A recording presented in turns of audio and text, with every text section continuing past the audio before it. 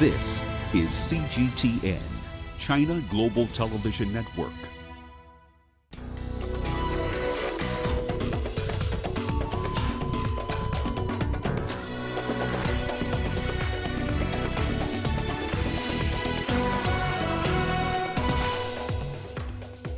President Salva Kiir and opposition leader Riek Machar meet to try and resolve contentious issues in South Sudan. African leaders gathering in Aswan in Egypt call for sustained efforts to curb insecurity across the continent. And the latest predictions as we count down the hours to a critical election in the United Kingdom. Hello and welcome to Africa Live, only on CGTN. I'm Karen Roberts, live in Nairobi. Ucha joins me now with all your business headlines. Over to you. Thanks, Karen. And here's a look at what's coming up on Africa Live Biz. South Africa brings some relief to mining companies who are frustrated by power cuts. And France forges ahead with a pension overhaul despite ongoing protests. Of course, all that coming up within the program. For now, back to you, Karen. Thank you very much, Ucha. We start in South Sudan, where President Salva Kiir and opposition leader Riek Machar are meeting in Juba to try and resolve contentious issues in the country's peace process. The government says it hopes one major sticking point can be sorted out, and that's the question of how many states should make up South Sudan. CGTN's Patrick Oyet now reports. There is still no agreement between President Salva Kiir and Riek Machar on the number of states and their boundaries. President Kiir and designated Vice President Riek Machar are now scheduled to meet the 32 state governors. The aim of the meeting is to get their views on whether they think the number of states should be reduced, increased, or maintained. Tomorrow there will be a number of meetings. We are racing against time. You know, we are aiming to have an agreement before 50 of the 100 days that we extended for the formation of a unity government elapses. President Salva Kiir wants to maintain the current 32 states, but Riek Machar wants the number reduced. The opposition believes a higher number of states means more governors and state ministers, which it says will benefit President Salva Kiir when elections take place. Riek Machar's group say once the issue of the number and boundaries of states are resolved, then they would focus on security arrangements. The parties to the peace deal have agreed that 30,000 joint troops should be trained and deployed before the end of the extended period of 100 days so that a unity government is formed. Regional body IGAD says it remains hopeful that the meeting in Juba will find solutions for the outstanding issues. Our people are tired of war, both in Sudan and South Sudan. We want to have peace so that our people can talk about democracy, about development, about education. We must not let them down. We must move towards democracy. The meeting between President Salva Kiir and opposition leader Riek Machar is scheduled to last for 3 days, with option for extension if an agreement will not have been reached at the end of that time. Patrick Oyet, CGTN, Juba, South Sudan. Algerians are counting down the hours before embarking on a vote for their next president. More than 24 million citizens are registered to vote. 5 candidates are vying for the top spot. They're all mostly former members of deposed President Abdelaziz Bouteflika's government. Abdelmajid Tebboune was a former prime minister, as was Ali Benfils. Former ministers of culture and tourism are also in the race. Abdelaziz Belaid, who was defeated by Bouteflika in the 2014 presidential election, rounds off the list of candidates. If none of the candidates garner over half of the votes, a runoff will take place. Algeria's powerful army has pushed for Thursday's elections as a way to restore order. Well, a big crowd of protesters marched through central Algiers on Wednesday to demand the cancellation of the presidential election planned for Thursday. Thousands of people crowded through the capital to demand that the entire ruling elite step down and the military quit politics. Algeria is in a political stalemate between the enormous protest movement and a state increasingly dominated by the military. This has put at stake the political future of Africa's largest country, a nation of 40 million people and a major gas supplier to Europe. All 5 of the state-approved candidates running on Thursday are former senior officials linked to the former President Abdelaziz Bouteflika. Thousands of Algerians began demonstrating in February against ex-President Abdelaziz Bouteflika's plan to seek a 5th term after 20 years in power. Although they achieved that objective, the protests have persisted for over 40 weeks, with sustained calls for the complete overhaul of the old leadership. CGTN's Daniela Pearson reports. Algeria's former president, Abdelaziz Bouteflika, resigned after weeks of protests on the 2nd of April.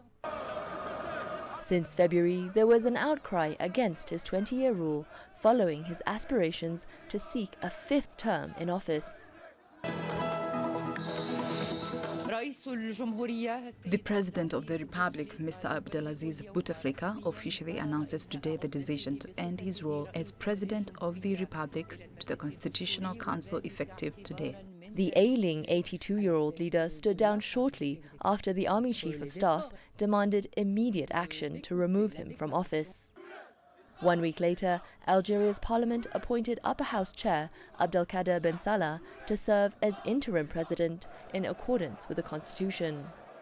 Accordingly, the President of the National Assembly, Mr. Abdelkader Ben Salah, shall serve as head of state for a maximum period of 90 days, pursuant to the provisions of Article 102, Paragraph 6 of the Constitution.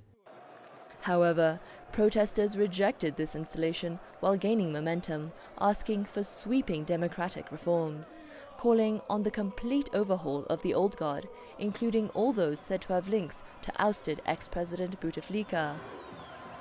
An election date set for July 4th failed, officials citing a lack of candidates. This was also amid mass protests demanding the exit of the interim president and prime minister. Hundreds of thousands of protesters continue to rally in Algiers to demand the departure of the ruling elite. Interim President Abdelkader Ben Salah subsequently called for another presidential election in September. I have decided by the constitutional powers vested in me to announce the date of the presidential election. The election will be held on Thursday, December 12th, 2019.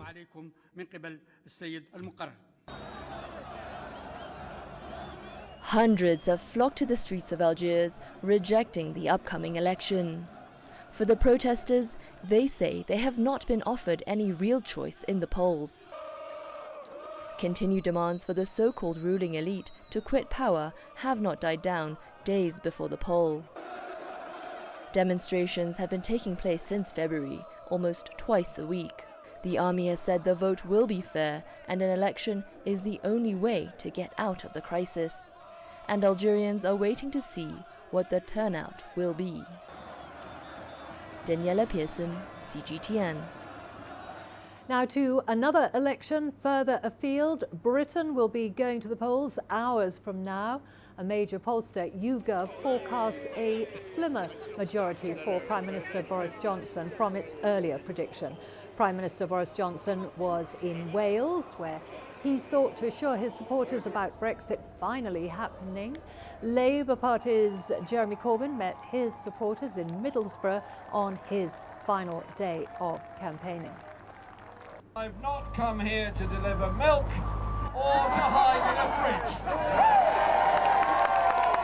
I've come here with a message of hope. A message of hope for this country, of what this manifesto, what our party represents. What can you get done by Christmas? Brexit. I knew I would provoke you into getting the right answer. Well, for more on this now, let's go to London, where Richard Bestick is standing by for us. Richard, how are the preparations going for the UK elections, and what have the final pictures been all about? Well, as you were saying there, Karen, it's looking like those polls which could give the UK Prime Minister Boris Johnson, the majority he needs to force through Brexit are closing.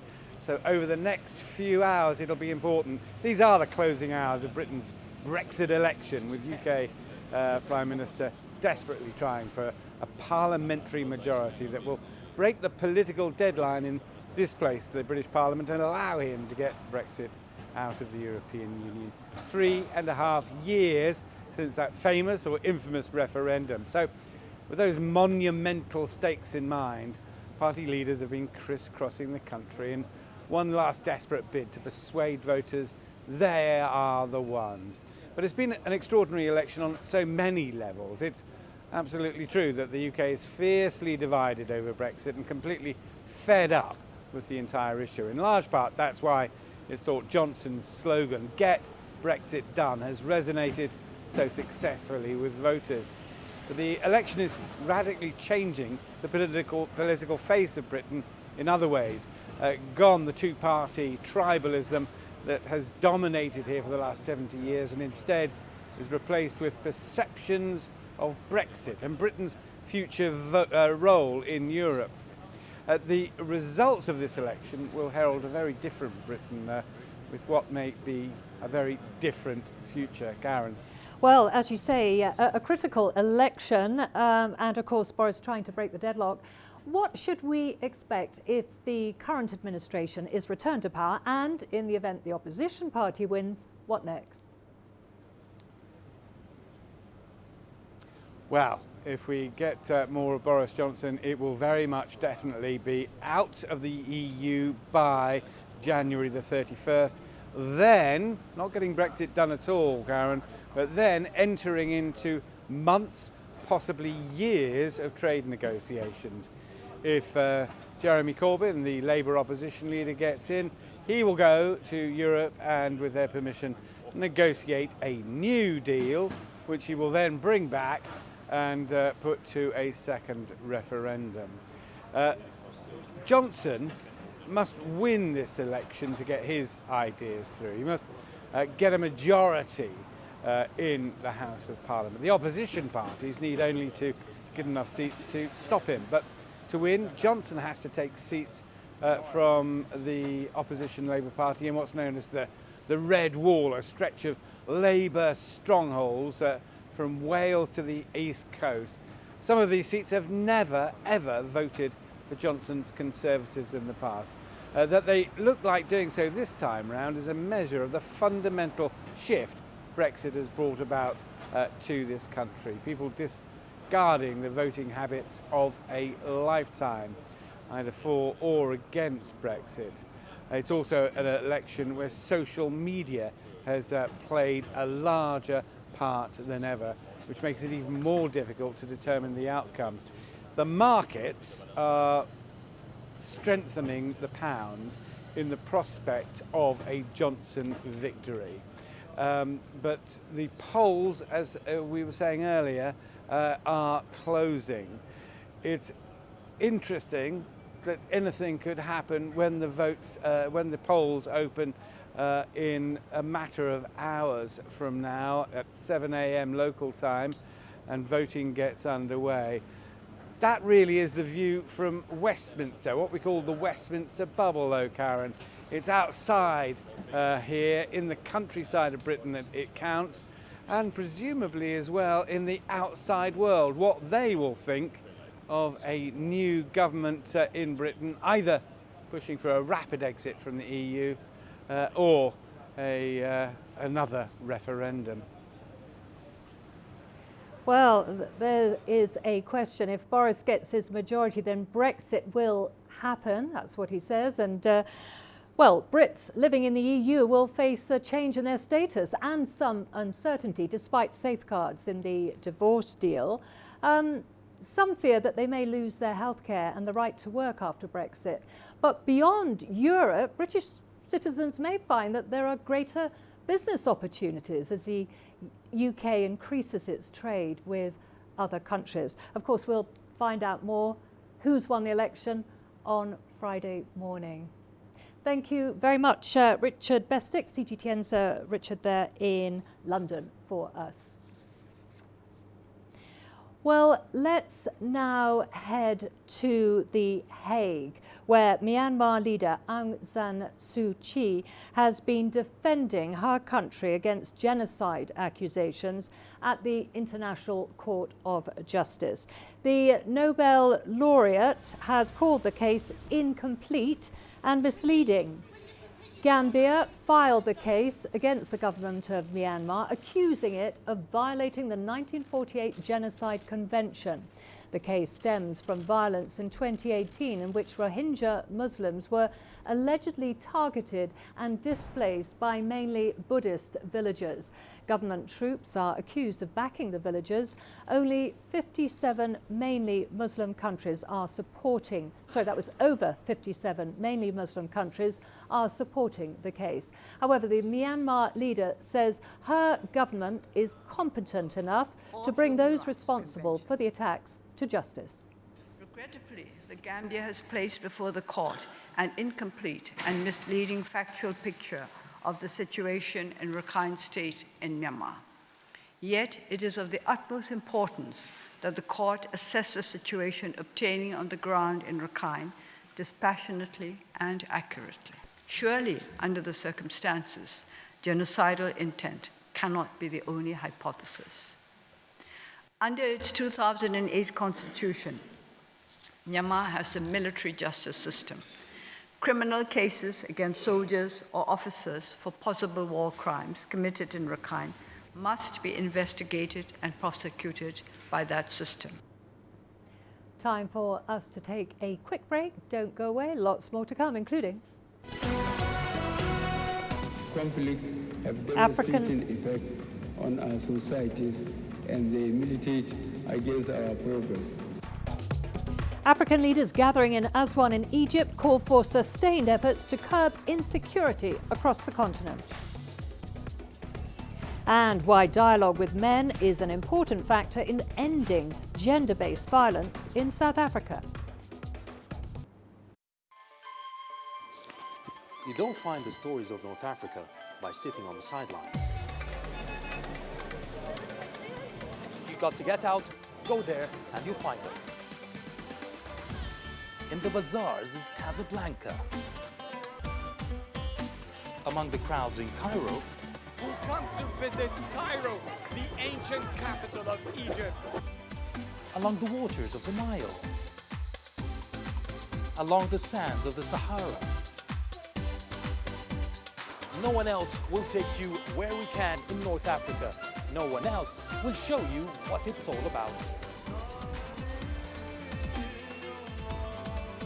CGTN, see the difference.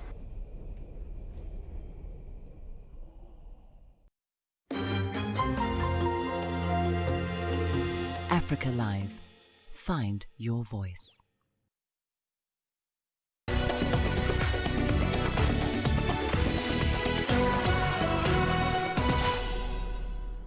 Egypt's President Abdel Fattah el-Sisi is calling for decisive and collective action against countries supporting terrorism.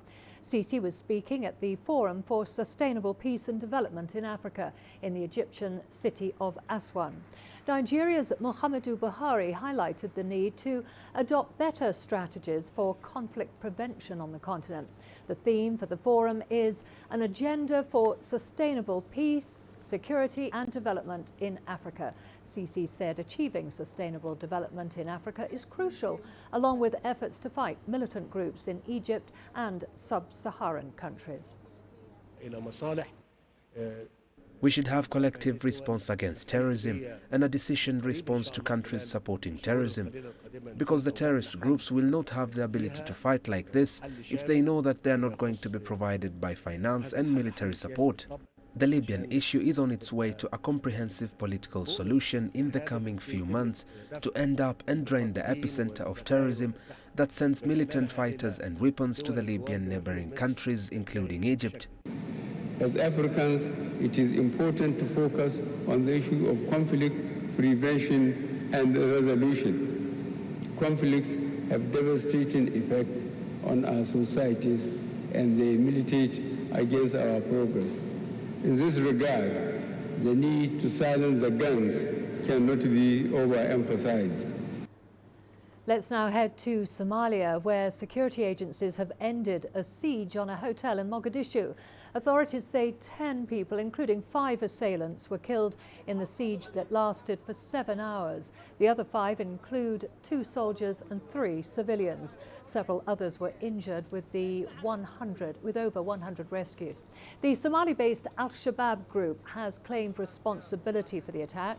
The militants gained access to the Seal Hotel while disguised as security before opening fire. The hotel is situated in a fortified area within Mogadishu and is frequented by foreigners and wealthy locals. Victims with serious injuries are being treated in various Mogadishu hospitals. At around 6 p.m. yesterday, the hospital received several people who had sustained injuries at the SYL Hotel. The doctors and other staff at the hospital have made an effort to attend to the injured patients. We discharged those whose injuries were light, but those who sustained serious injuries are still admitted. We received around 10 injured persons. We discharged many of them, but there are still 5 of them in the hospital. We are handling their situation. Health officials in the Democratic Republic of Congo say activities aimed at ending the Ebola outbreak have been halted in some areas in the east and the northeast of the country due to insecurity. The areas have seen a surge in attacks by armed groups, which has forced aid groups to evacuate staff. CG10's Chris Ochemringa has that report from Kinshasa. Health workers battling the Ebola outbreak have suspended operations in Beni, Mangina and Biakato region following an increase in attacks by assailants. Medical charity Doctors Without Borders has withdrawn its staff from Biakato mines. Last week, a group of people armed with machetes attacked its health center there. No one was injured. The attack was carried out a week after 4 healthcare workers were killed in a night raid in Biakato mines. Ebola cases have declined significantly in the DRC over the past 3 months, but insecurity is now the biggest stumbling block. Congolese health officials recorded 4 new Ebola cases in an update published yesterday. They have linked the cases to the violence. More than 2,200 people have died of the deadly disease since it was first declared in August last year.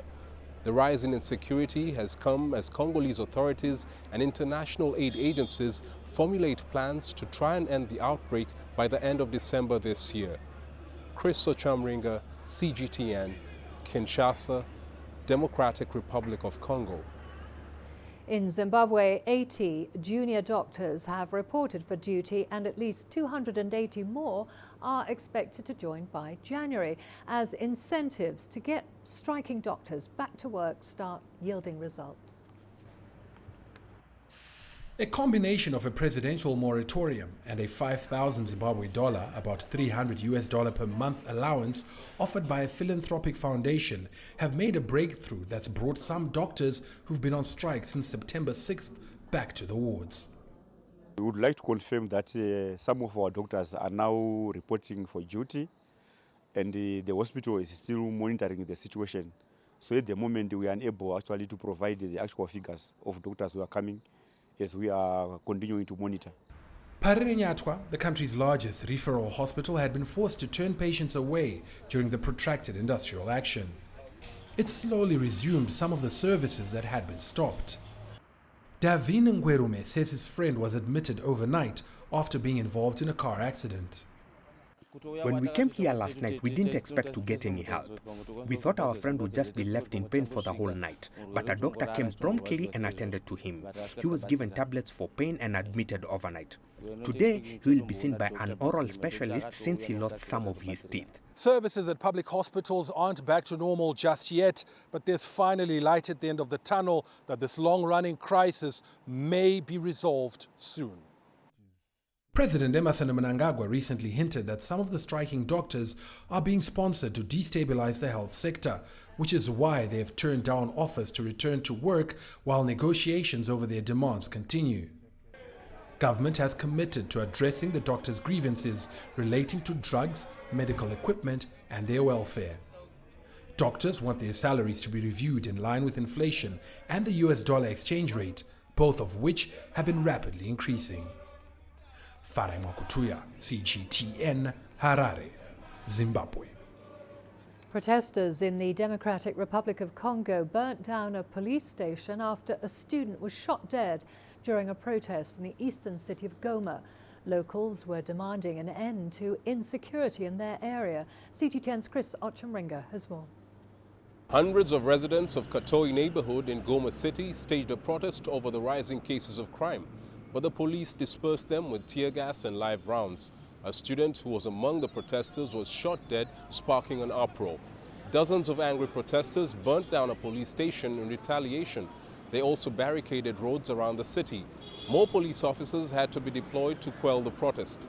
The Katoi suburb has seen an increase in crime over the past 2 months. Authorities have promised to crack down on the criminals, but the locals say they will continue protesting until cases of robbery and rape are stopped. 3 police officers have been arrested in connection with the shooting of the student. Chris Ochemringa, CGTN, Kinshasa, Democratic Republic of Congo. South Africa is now putting all its effort into dealing with the scourge of violence against women. The country is now trying to engage men in particular to find solutions to this crisis. CT10's Yolisa Njumela and Julie Shear delve deeper into this issue. Gender-based violence is a known problem that is perpetrated by men. And for years now, there have been calls that men should be directly involved in seeking solutions to this scourge. This is just one of many dialogues that are taking place here in South Africa to encourage boys and men to be part of the discourse. A number of high-profile personalities have been broached to be part of these conversations. If you respect yourself, you're not going to hurt the next person. If you respect yourself, you're not going to be emotional and express your emotional outburst on another person, which will be very violent.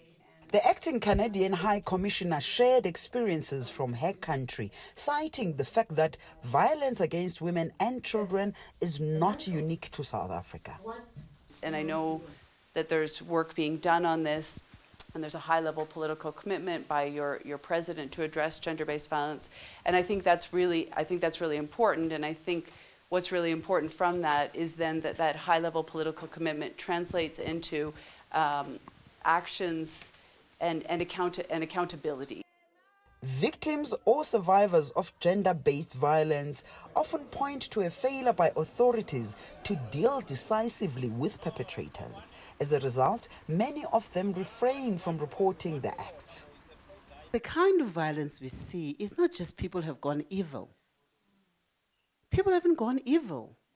It's because they can get away with it. Really, the thing that we need to be doing with our activism is release our agency, is to demand what our constitution stands on, is to demand equality, and to ensure that our institutions serve us.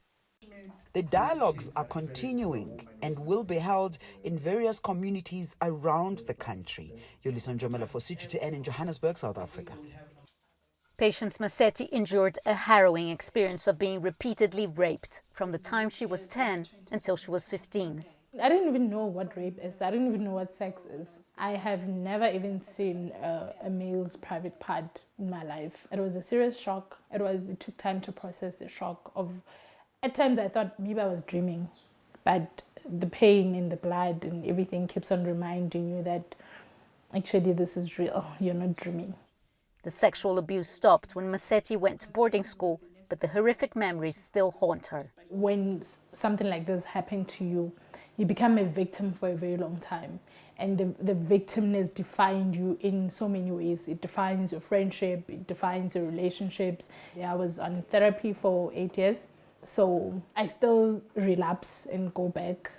I still have triggers and I still get depressed and close myself in for days.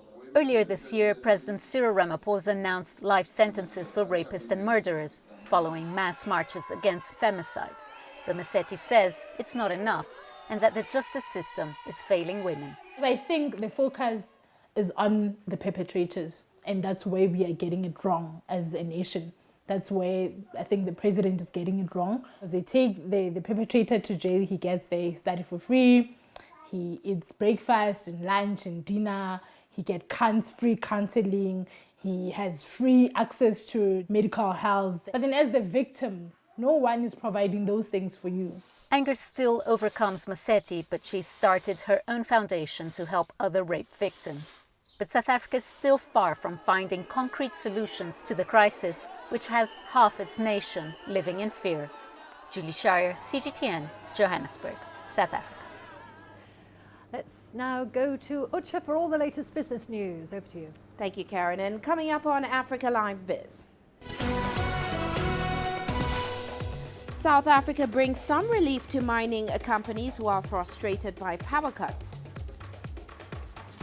And France forges ahead with a pension overhaul despite ongoing protests. Africa is the nexus of enterprise, and global business will tell you why it matters. From the mega investment projects to multi-billion-dollar mergers and acquisitions. Africa today collects, just in terms of revenues from taxes alone, $545 billion a year. If you take 10% of that and you devote it to the energy sector, problem solved. All this on Global Business, weekdays at this time on CGTN.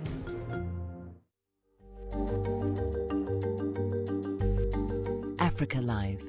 Find your voice.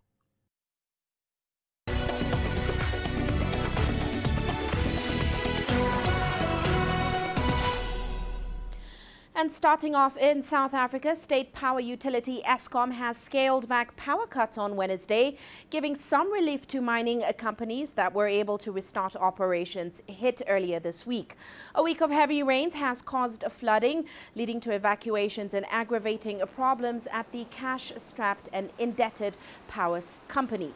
Now, Eskom plans to reduce national grid supplies by about 2,000 megawatts on Wednesday, down from a 6,000 megawatt reduction announced on Monday.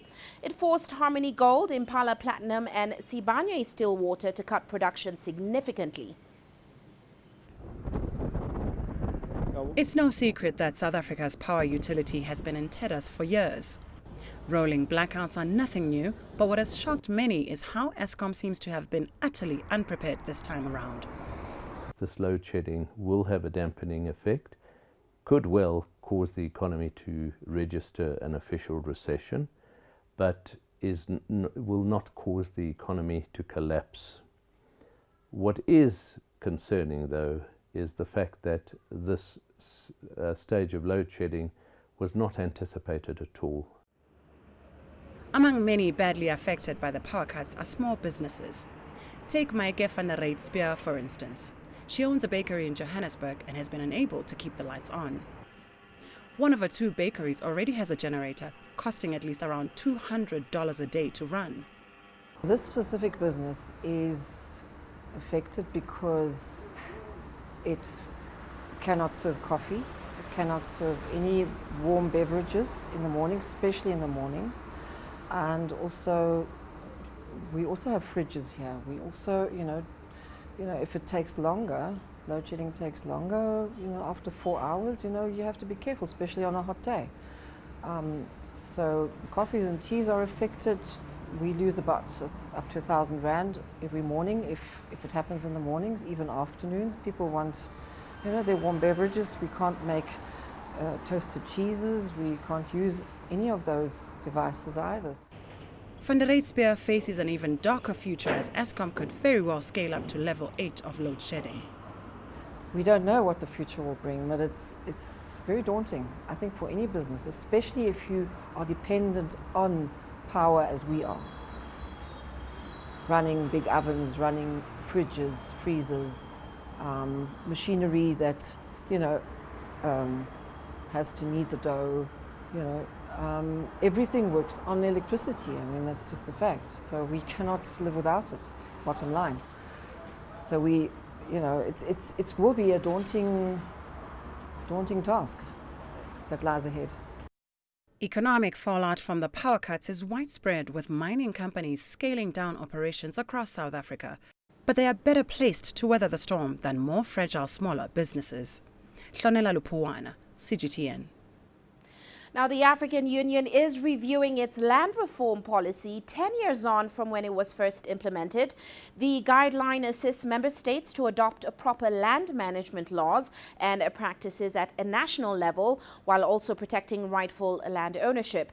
But often it falls short. The continent is still facing challenges when it comes to land reform, and there are concerns that this could hamper the goals of the 2020 Africa Continental Free Trade Area, whose success is dependent on good land management. Here's Coletta Wanjohi with more.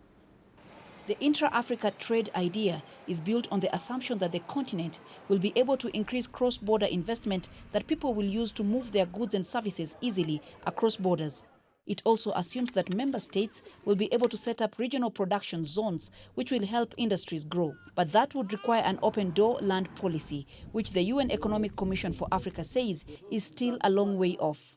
It so happens that some of the reasons why investment projects that are so essential for within country and across countries trade, why they take so long, is because even when you have financing, you cannot actually break the ground because you do not have a right of way, because the land where you want to develop, there are issues allowed around it. Many countries still lack proper land governance systems to protect land ownership. There are only 8 countries, for instance, that have done systematic land registration across the continent, and Rwanda is the only one, I believe, that has actually completed the systematic land registration.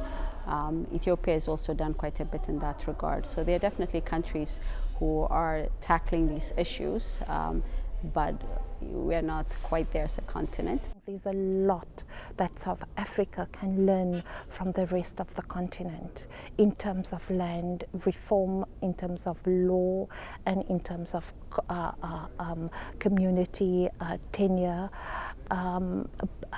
Countries like Tanzania, countries like your country, Kenya, countries like Ethiopia, countries like Ghana, Cameroon and Chad. There are different examples of where countries have made strides in fully recognizing the rights of communal tenure. The African Union says poor land governance has given rise to corruption.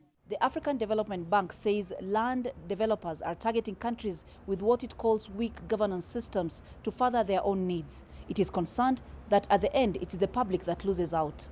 Economic experts say the answer to corruption lies in countries embracing digital land registration systems. We are operating in a digital era whereby it should be possible now for us to digitize all the land records, and also make sure that for each of those land records, we know whether it belongs to the community, whether it belongs to an individual, whether it belongs to the state. We can actually be able to do that. With the implementation of the African Continental Free Trade Area set for 2020, Africa hopes to save $35 million that it says it spends annually for importing food.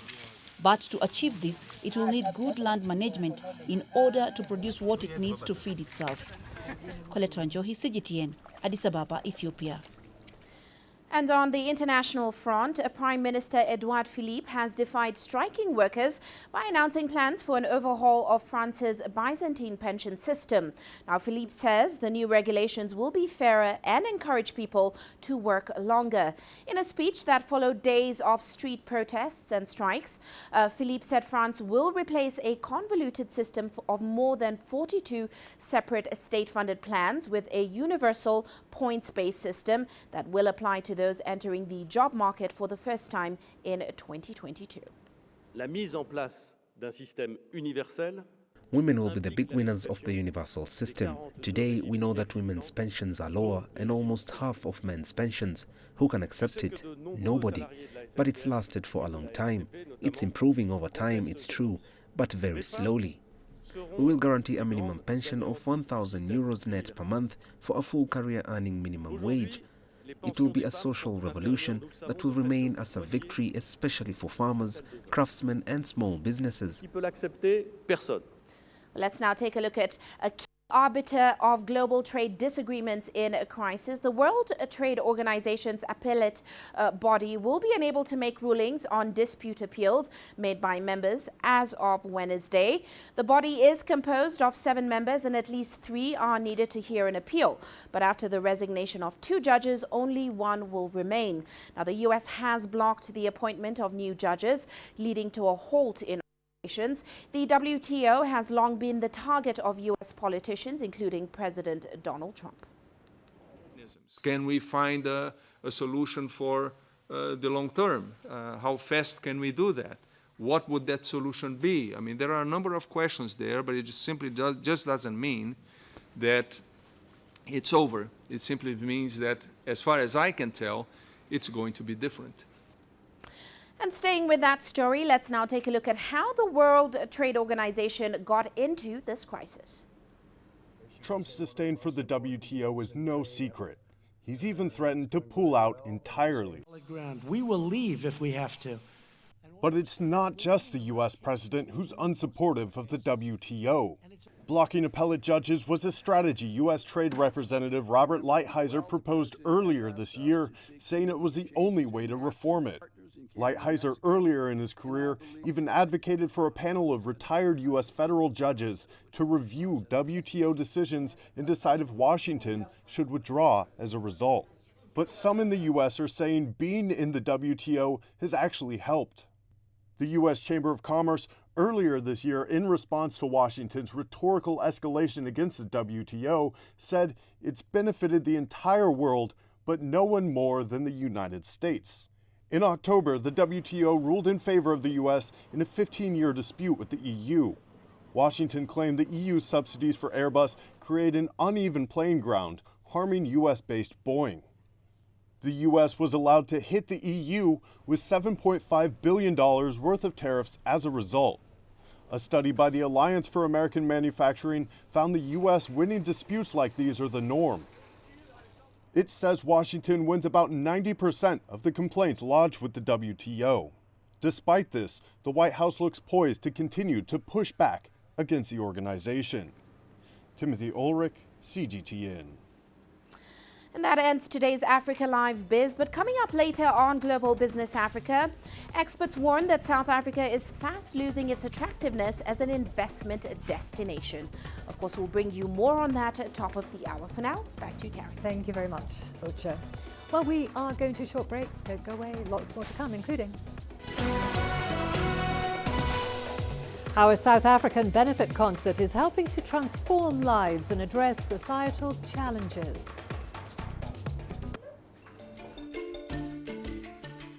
Africa Live. Find your voice.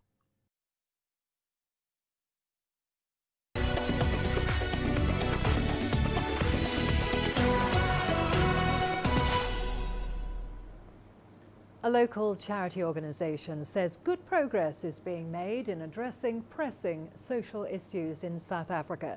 It organised a star-studded benefit concert in Johannesburg last year, where millions of dollars were raised. CGTN's Julie Shear now reports. Billions of dollars poured in during the first Global Citizen Festival in Africa. Artists put their talents to the cause to improve education, health and social services in South Africa and on the continent. On that night, over $7.2 billion was pledged for the eradication of extreme poverty. And today we're pleased to release the one-year accountability report, tracking those commitments that were made for the eradication of extreme poverty. Close to $1 million has so far been collected and dispersed to community projects. We made a commitment of $250 million for the land reform programs in South Africa, and we made a $100 million commitment for education. And we've allocated $20 million of the $100 million that we committed, and the focus there is on education in science, technology, engineering, including entrepreneurship and mathematics. Pledges were made to end the use of pit toilets, improve access to sanitary pads and provide contraceptives to women on the continent. I have 2 kids, a 3-year-old and an 8-month-old, and I know that I'm done. But the fact that I can even say that confidently is because I am empowered in terms of contraceptives. If every single female on this continent can say the same thing and feel that empowered, I know my work is done. In an Eastern Cape community, health workers were able to double the amount of vaccines given to children. This one initiative that is helping us to be able to encourage mothers, to be able to encourage communities, to be able to encourage policymakers, government, clinics to understand the importance of actually making sure that each and every child in this country is vaccinated. So this program has helped us to make sure that more than 11,000 children are on track with their vaccines. HIV and AIDS brings a further threat to pregnant mothers and their unborn children. What we looked at was making sure that every one of them was tested for HIV, and if HIV positive, immediately put on to antiretroviral therapy. A great success of that is we've been able to reduce the rate of mother-to-child transmission to 0.83%, whereas an untreated population can be as high as 37% of HIV-positive moms transmitting HIV to their babies. These are just some of the projects spearheaded by Global Citizen in South Africa and developing countries facing similar challenges. The aim is to bring an end to extreme poverty by 2030, but strong political will and accountable actions is needed to achieve this goal in the next 10 years. Julie Shara, CGTN, Johannesburg, South Africa.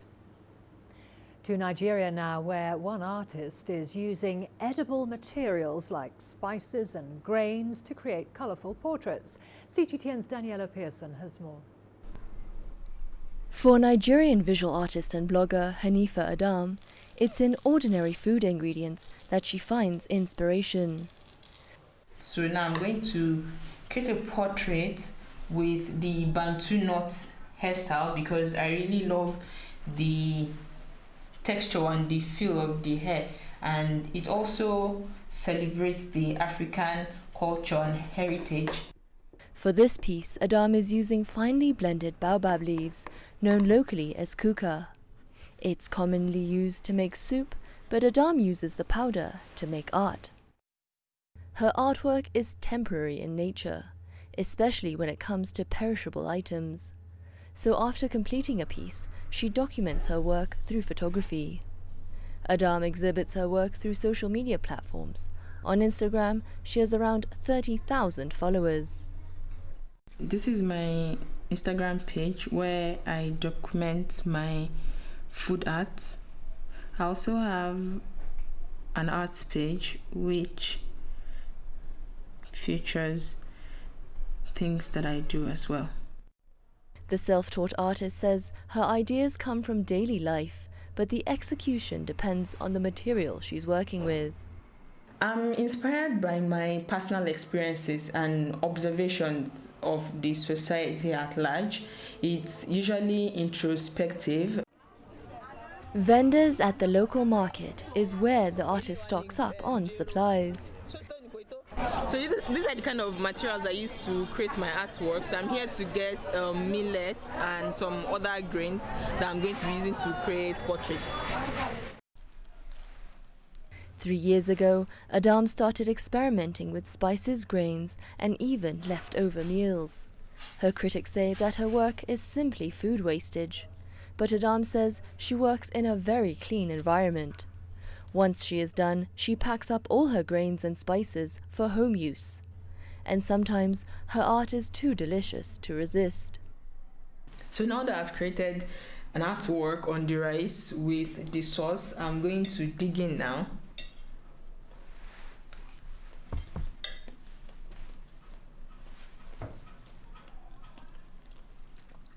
It's edible art. Adam does sell her food portraits, but mostly collaborates with brands to create artsy food adverts. Daniela Pearson, CGTN. All the sports news coming up for you after the break, including South Africa women's rugby sevens team set for maiden appearance at the Cape Town Sevens.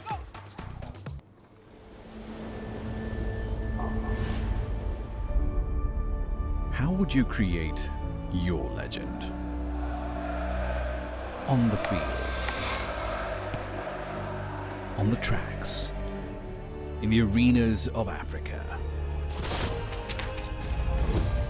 Were you born to be a player? Could this moment be yours?